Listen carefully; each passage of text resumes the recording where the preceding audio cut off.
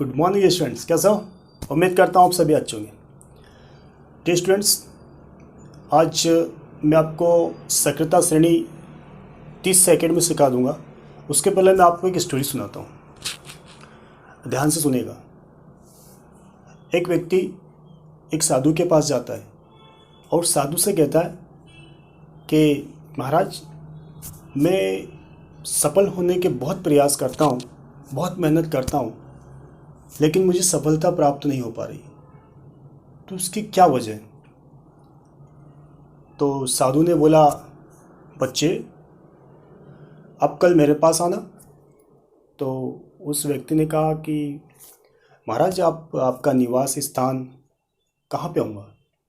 कहाँ? नदी किनारे आ जाना, वहाँ पर मैं बैठकर तपस्या करता हूँ, वहीं मैं आपको सफलता का राज बताऊँगा। व्यक्ति कहता है कि ठीक है। वो घर जाता है। अगले दिन वो साधु के पास नदी किनारे मिलने के लिए जाता है। साधु तपस्या में बैठे थे। उन्हें बोला, महाराज मैं आज आ गया हूँ। तो साधु ने बोला, अच्छा बालक आप आ गए, ठीक ठीक। बोले, चलो मेरे साथ चलो। तो उस व्यक्ति ने सोचा कि साधु कहीं ले जा रहे, मतलब कुछ ऐसी बात होगी जिसको दिखाने से या जो मुझे अगर मिल जाए तो सफलता उससे प्राप्त हो जाती हो। तो वो व्यक्ति उसके पास जाता है, उसके साथ जाने लगता है।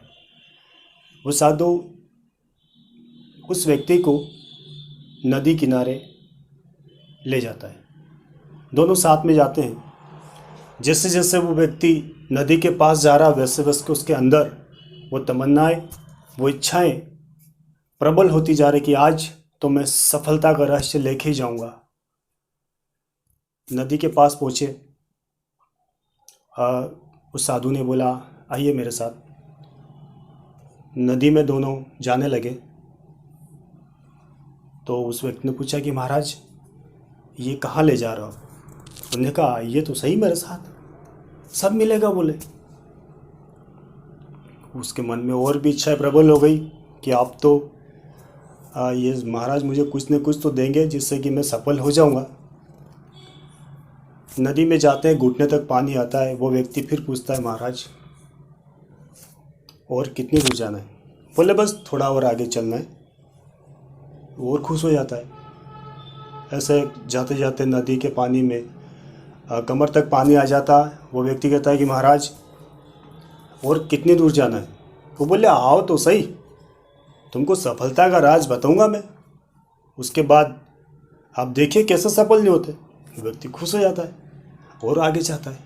पानी चेस्ट सीने तक आ जाता है। व्यक्ति के मन में अब भय उत्पन्न होता है कि अरे यार, मैं कोई गलत जगह तो नहीं आ गया? ये महाराज ना जाने कहाँ तक ले जाएंगे, पानी सीने तक आ चुका है अब। वो फिर पूछता है, महाराज और कहाँ ले जाओगे? बोले, आइए आइए। बोले, तो उसके दिमाग की बत्ती अब बस बोलने लगी। बोले, भैया आप क्या हो रहा है यार, ये मन ही नहीं कर रहा, कि स्टॉप ही नहीं कर रहा भैया, तो बस आइए आइए, चलो चलो। बोले, आखिर ले जाना कहाँ चाहते?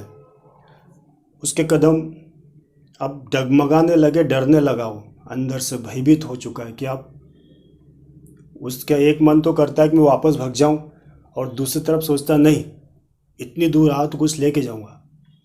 वो 2 कदम और आगे बढ़ता है। पानी गर्दन तक आ चुका है अब। वो फिर पूछता है, महाराज आप तो मुझे वो राज बता दीजिए आप, कि मैं सफल हो जाऊं। ऐसी कौन सी चीज़ है जो अभी तक हमें प्राप्त नहीं और हम उसके पास नहीं पहुँचे? वो महाराज कहता है, थोड़ी दूर और चलिए। अब वो व्यक्ति डरने लगा। उसके अंदर भय उत्पन्न, अब क्या होगा? उसने सोच लिया कि जैसे ही इस साधु की नज़र मेरे से हटेगी तो मैं यहाँ से भागूंगा। लेकिन वो साधु बड़ा चालाक था। उसने इसके इरादे भाप लिए। जैसे ही वो पीछे मुड़ के भागने लगता है, वो साधु उसकी गर्दन पकड़ता, डुबो देता है पानी में। अब आप सोचो क्या होगा? व्यक्ति पानी के अंदर तड़पता है, फड़फड़ाता है, हाथ पांव हिलाता है। वो भी हट्टा कट्टा था महाराज, उनने तो गर्दन पकड़ो डुबो दी। आप बोलोगे सर ये कौन सा राज है? होता है क्या, कभी कभी सफलता ऐसे प्राप्त नहीं होती। डुबो रखा, वो फड़फड़ा रहा अंदर। उसने पूरी ताकत लगाई और बड़ी मुश्किल से उसका हाथ छुड़ाता है और भागता वहां से। वो तकरीबन 15-20 फीट दूर जाके लंबी सांस लेता है, हाँ हाँ करके, और पूछता है महाराज ये क्या पागलपन है? बोले मेरे जान लेने पर तुले थे क्या? मैं यहाँ आपके पास आया था कि मुझे सफलता का राज बताइए आप, और आपने तो मेरी गर्दन पकड़ी और पानी में डुबो दी। क्या मारना चाहते थे क्या? मुझे पहले पता होता तो मैं नहीं आता आपके पास। साधु कहता है अरे मेरी बात तो सुनो, इधर आइए मेरे पास। वो कहता है अभी और कसर बाकी। बोले इतना कुछ होने के बाद भी कहते मेरे पास आओ, मैं कोई पागल वागल नहीं हूँ। बोले मैं आ जाऊँ तो कल तुम्हारे पास, मैं जा रहा हूँ। वो फिर कहता अरे बालक मेरी बात तो सुनो। अरे क्या तुम्हारी बात सुनो, मुझे नहीं मालूम था कि आप मुझे यहाँ ला कर ऐसे पानी में डुबो दोगे ना, मेरे जान लेना चाहोगे। मैं आता ही नहीं। ने बोला मेरे पास तो। बोले नहीं आऊँ। अरे आओ तो सही, जरा नहीं आओ। बोले अब तो साधु कहता चल ठीक है वहीं खड़े रहो, पर मेरी बात सुनिए आप। बोले क्या बात सुनूं आपकी? मेरे को कुछ नहीं सुनना, मैं जा रहा हूँ। अरे बात तो सुनता जा। तो बोले ठीक है वहीं से बोलो, पास में नहीं आना। बोले भाग जाऊँगा मैं। वो बोले चलो ठीक है। तो वो साधु पूछता है चलो मैं आपसे कुछ क्वेश्चन पूछता हूँ, उसके जवाब देना। बोले क्या? आप ये बताओ कि जब आपको मैंने पानी में डुबोया तो कैसा लगा? वो कहता है क्या पागल हो गए क्या? आपको नहीं पता कैसा लगा होगा? मैं अंदर के अंदर तड़पने लगा। बोले फड़फड़ाने लगा। बड़ी मुश्किल से मैंने पूरी ताकत लगा दी, अगर नहीं लगाता तो मरता। इसलिए सोचा कि मरते मरते या आखिरी दम तो लगा लूँ, जितनी ताकत है उतनी लगा लूँ। तो बड़ी मुश्किल से मैं आपसे मुझे छुटकारा मिला। बोले तो आपने इतनी मेहनत किसके लिए करी? ये साधु पूछता है। वो व्यक्ति कहता है किसके लिए करी? अरे मेरा दम घुट रहा था, दम, सांस नहीं ले पा रहा था मैं, और आप पूछ रहे हो किसके लिए करी? सांस ऑक्सीजन लेने के लिए इतनी मेहनत करी मैंने, तो इसके लिए आपने क्या करा? पूरी ताकत लगा दी। बोले पूरी ताकत लगा दी ताकि मैं सांस ले ऑक्सीजन को प्राप्त कर सकूं, और आखिरी में सफल हो गया। साधु ने बोला यही तो राज है बालक, सफलता प्राप्त करने का। बोले कैसे?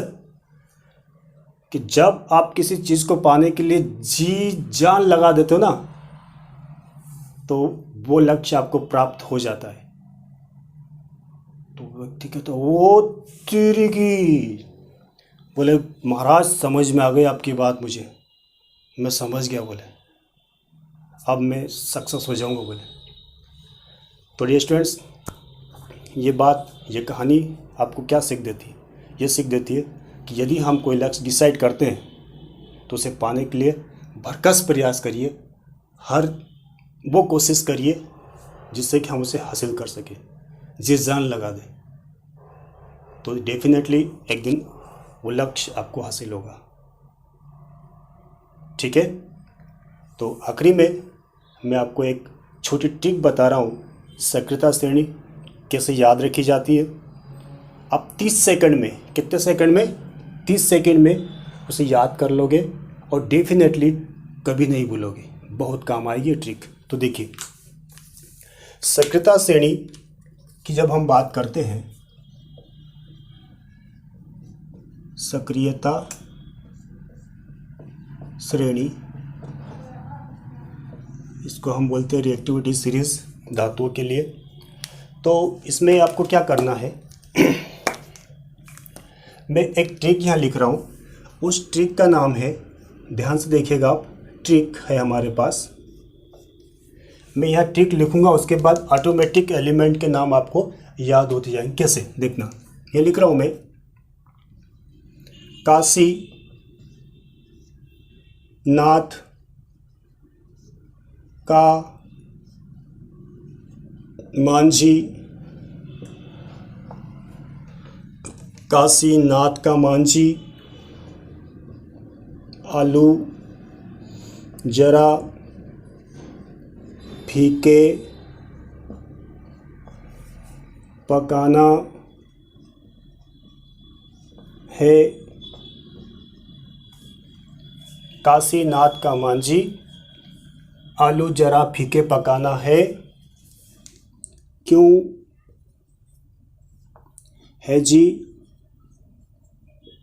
क्यों है जी, आगे आओ।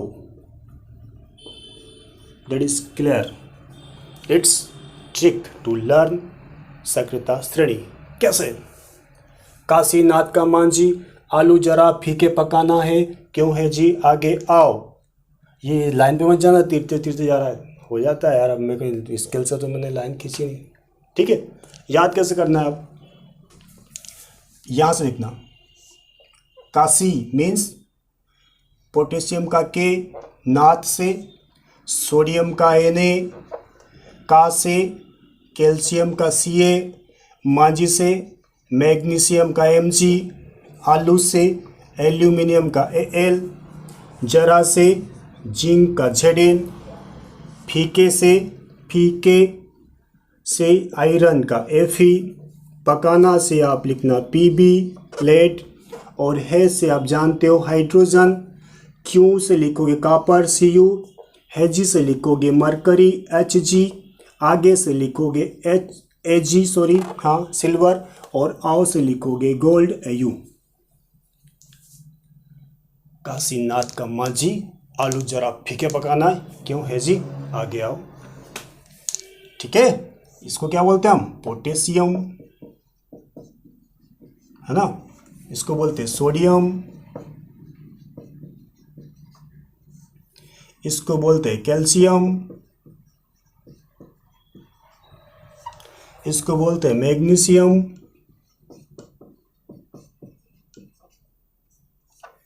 ये हो जाएगा एल्यूमिनियम,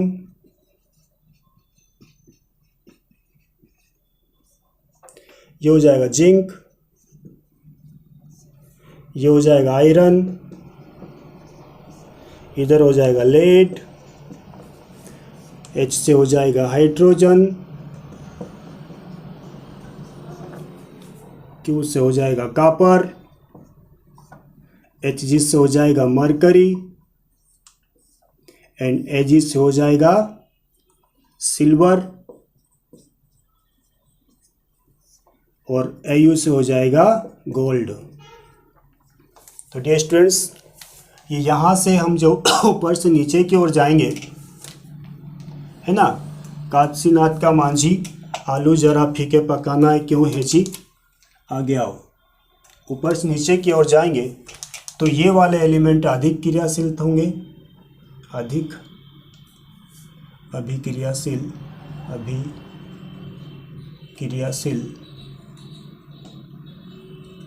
ये ऊपर वाले, और नीचे की हम जाएंगे, है ना, तो ये हो जाएंगे कम अभिक्रियाशील, दिख रहा, हाँ, क्रियाशील। ठीक है, तो ये धातुओं की क्रियाशीलता का अवरोही क्रम है। कौन सा क्रम है? अवरोही क्रम। ऊपर से नीचे की ओर जाने पर इनकी क्रियाशीलता घटती है। ठीक है, तो ये कौन सा क्रम हो गया हमारा? अवरोही क्रम। ठीक है, तो यहाँ हम लिख सकते हैं ना, घटती अभिक्रियाशील,